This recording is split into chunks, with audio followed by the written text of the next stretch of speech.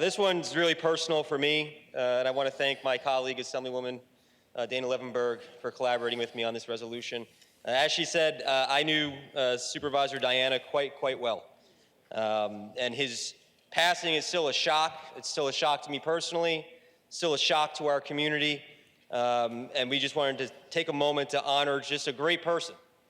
Tom was born, as Assemblywoman Levenberg said, he was born and raised in Yorktown, where I've called home and where I'm raising my family.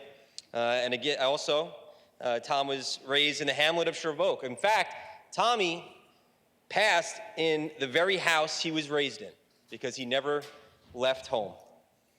He always referred to himself as an Okie from Shervoke, and he always made sure that the voice of the north side of town was heard loud and clear in town hall and in all town business. As my colleague said, on New Year's Day, Tommy was sworn in as town supervisor. I attended the ceremony, and I got to tell you, he was just beaming with pride. It was arguably one of the happiest days of his life, and I just know how much it meant to him, again, considering his third-generation roots in our community, to take the helm of the town we're so proud to call home.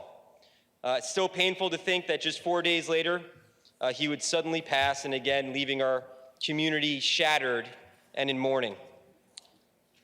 I've known Tom and his wife, Donna, for years. He defined the phrase public servant. He dedicated his life to law enforcement. Ironically, earlier today, we recognized Law Enforcement Appreciation Day.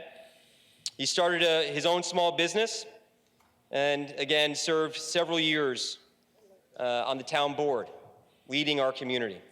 When I took office as town supervisor in 2020, I proudly named Tom my deputy supervisor, and we really accomplished just so much together for our community.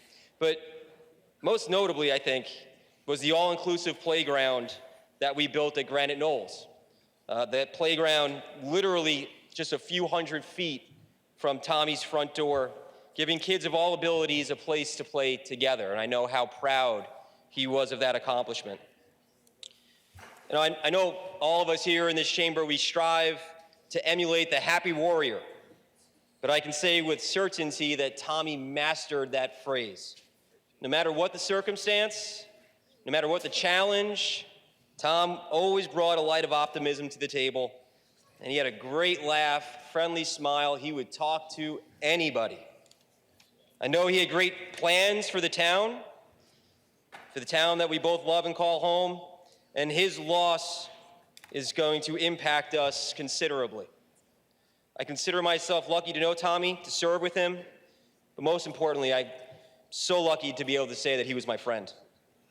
I ask my colleagues to join me in keeping his wife Donna, his daughters, his grandchildren in our prayers, and I want to really thank my hometown for their amazing support of the Diana family during such just a tragic time.